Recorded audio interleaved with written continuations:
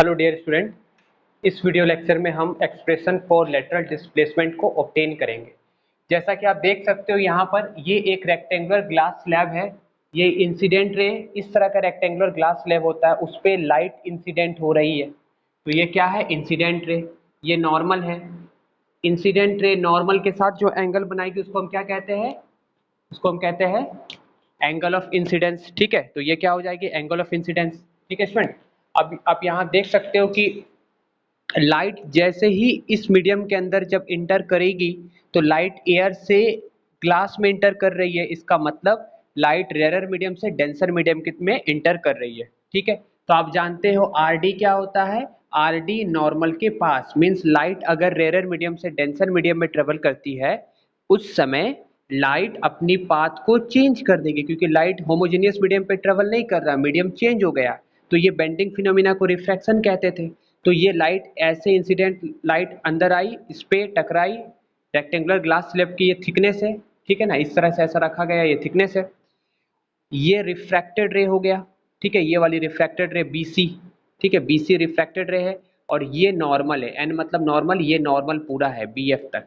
T is the thickness of this glass slab. तो RD normal के पास हो गई लाइट, फिर लाइट आगे आई और फिर आगे वाले इंटरफेस जो है ये वाले इंटरफेस से टकराई और लाइट अभी रेयर से डेंसर से रेयर जा रही है। तो क्या होता है? डेंसर से रेयर में नॉर्मल से अवे हो जाती है लाइट। ठीक है, तो लाइट थोड़ी सी सीधे नहीं आ करके, ऐसे सीधे नहीं आ करके, है ना, इस तरह से सीधे नहीं आ करके थोड़ी सी नॉर्मल से, ये नॉर्मल था अपना, इससे दूर हो गई। तो देखा जाए तो लाइट एक्चुअली ऐसे आ रही थी, अब ऐसे लाइट बाहर निकल रही है। तो देयर इज ए शिफ्ट, वो एक्स हमको निकालना है। तो इसके लिए बहुत सिंपल फॉर्मूला है। देखो, हम एक ट्रायंगल कंसीडर करेंगे। पहले ये वाली ट्रायंगल को कंसीडर कर लो, फिर ये वाली ट्रायंगल को कंसीडर करो।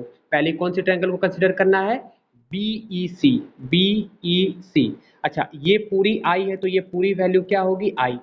तो आप बताओ एक चीज, ये आई है और ये रिफ्रैक्टेड रे है ये वाली, तो नॉर्मल के साथ एंगल क्या कहलाता है? Angle of refraction.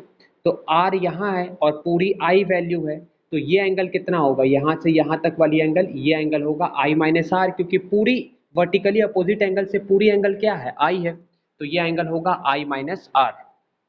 ठीक है, अब इस ट्रायंगल को देखो, BEC, यहाँ B है, ये E है और ये C है। अच्छा, ये X है, आप यहाँ से परपेंडिकुलर ड्रॉ करोगे तो ये भी डिस्टेंस क्या होगा?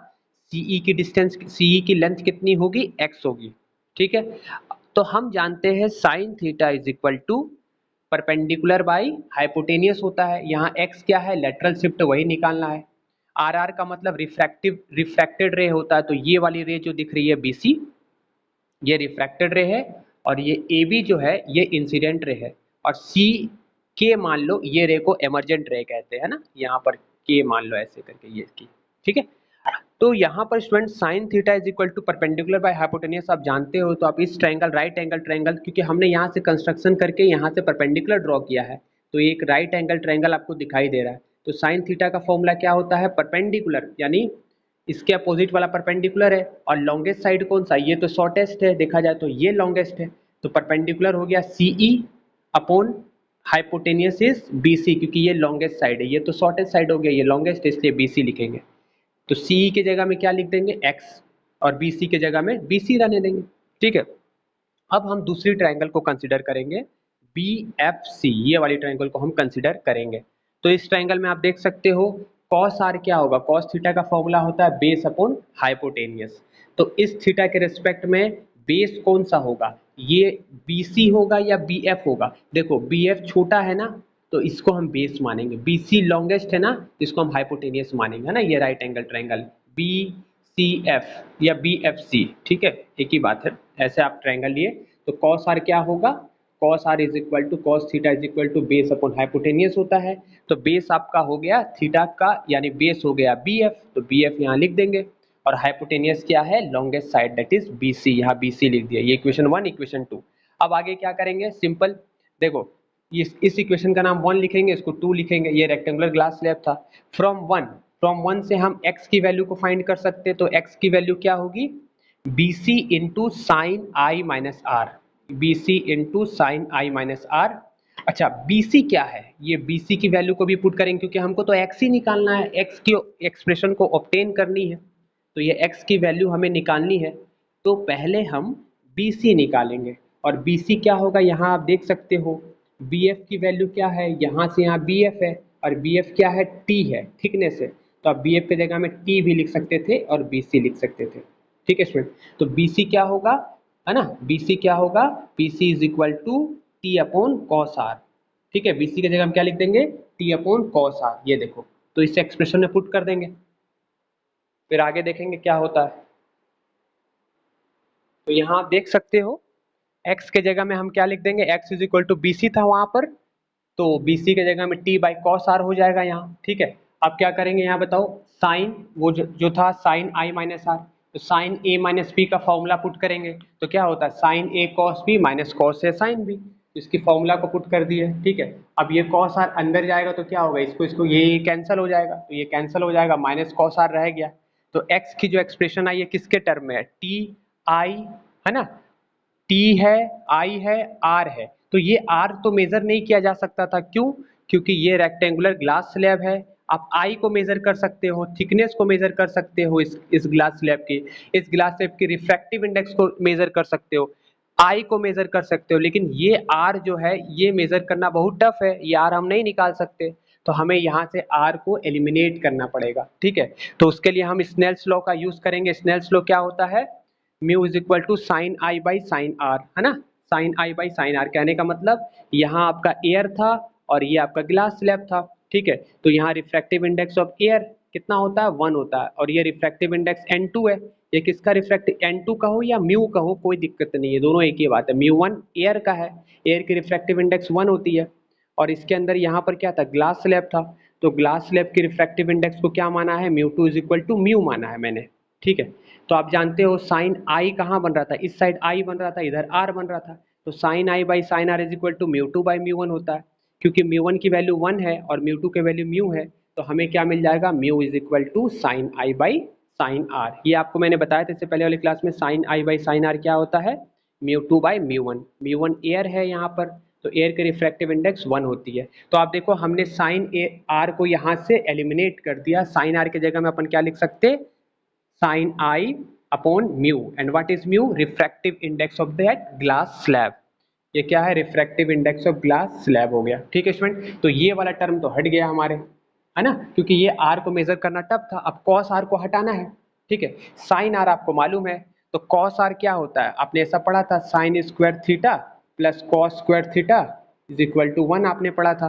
ठीक है, तो अगर मान लो आर है यहाँ पर, आर भी लिख सकते हैं ना, तो अब बताओ कॉस स्क्वायर आर क्या होगा, 1 माइनस साइन स्क्वायर आर, है ना, साइन स्क्वायर आर होगा। तो कॉस आर क्या होगा, root under 1 minus sine square r, इसकी वैल्यू ये आ गई। अब साइन आर की जगह में हम क्या लिख सकते हैं, देखो साइन आई बाई म्यू, तो साइन आई बाई, है ना, साइन आर की जगह हम क्या लिख सकते थे, साइन आई बाई म्यू, लेकिन यहाँ साइन स्क्वायर आर है, इसलिए आप क्या लिखोगे, साइन स्क्वायर आई अपॉन म्यू स्क्वायर। ठीक है, तो ये पूरी वैल्यू को, कॉस आर की वैल्यू को आप यहाँ पर पुट करके और आगे एक्सटेंड करके सॉल्व कर सकते हो। मैंने सॉल्व नहीं किया, मैंने यही तक कर दिया है। आप यहाँ तक, क्योंकि ये आर निकालने में प्रॉब्लम होगा, ये आर कैसे निकालोगे आप बताओ, ये आर कॉस आर की वैल्यू निकालने के लिए हम क्या करेंगे, 1 माइनस साइन स्क्वायर आई अपॉन म्यू स्क्वायर कर देंगे। ठीक है, क्योंकि स्टूडेंट आप इस जो फॉर्मूला है इसमें टी आप निकाल सकते हो, एक्स निकालने के लिए टी निकाल सकते हो, इंसिडेंस को, एंगल ऑफ इंसिडेंस को मेजर कर सकते हो, रिफ्रैक्टिव इंडेक्स मालूम रहेगा आपको, आर निकालना टफ रहेगा, इसलिए आर कॉस आर की वैल्यू क्या होती है, 1 माइनस साइन स्क्वायर आई अपॉन म्यू स्क्वायर। ठीक है स्टूडेंट, है ना, आप इससे कॉस आर की वैल्यू निकाल लेना, या ये पूरी वैल्यू को यहाँ पर पुट करके वही एक्सप्रेशन को आगे फर्दर सॉल्व कर सकते हो। इतना भी कर दोगे और ये साइड में लिख दोगे कि कॉस आर की वैल्यू ये होती है, तो आपको पूरा नंबर मिल जाएगा। ठीक है स्टूडेंट, अगर मान लो, है ना, अगर मान लो आई की वैल्यू 90 हुई, ठीक है, आई की वैल्यू 90 हो गई, तो यहाँ साइन 90 होगा माइनस कॉस आई, आई की जगह क्या लिखना पड़ेगा 90, और कॉस 90 की वैल्यू 0 होती है, तो ये पूरा टर्म क्या हो जाएगा, ये पूरा टर्म 0 हो जाएगा। Anything multiply by 0 is 0, means आपको x की वैल्यू क्या मिलेगी, x की वैल्यू मिलेगी t इंटू साइन 90, क्योंकि i की वैल्यू अगर मान लो आपने 90 पुट कर दिया और साइन 90 की वैल्यू कितनी होती है 1, मीन्स x की वैल्यू कितनी मिलेगी t, मीन्स x मैक्सिमम होगा उस समय। कहने का मतलब लाइट अगर, ठीक है, एंगल ऑफ इंसिडेंस सीधा अगर लाइट ऐसे आएगा तो लाइट मैक्सिमम डिस्प्लेसमेंट होगा एक्स का, और वो कितना होगा, वो इसकी थिकनेस के बराबर होगा। नहीं तो हमेशा याद रखना, जो लेटरल डिस्प्लेसमेंट होता है वो हमेशा टी से छोटा होगा, और मैक्सिमम कितना हो सकता है, टी के बराबर हो सकता है। कब? जब एंगल 90 डिग्री हो। एंगल ऑफ इंसिडेंस मतलब लाइट नॉर्मली आएगी, तो लाइट नॉर्मली बाहर यहाँ से निकलेगी, और ये शिफ्ट जो होगा एक्स होगा, और एक्स किसके बराबर होगा, इसकी थिकनेस, ग्लास स्लैब की थिकनेस के बराबर होगा। ठीक है स्टूडेंट, ये कॉन्सेप्ट याद रखना। एक्स मैक्सिमम कब होगा, जब लाइट 90 डिग्री नॉर्मली इंसिडेंट करेगी। आई होप आपको सब कुछ समझ में आ गया होगा। ठीक है स्टूडेंट, थैंक यू।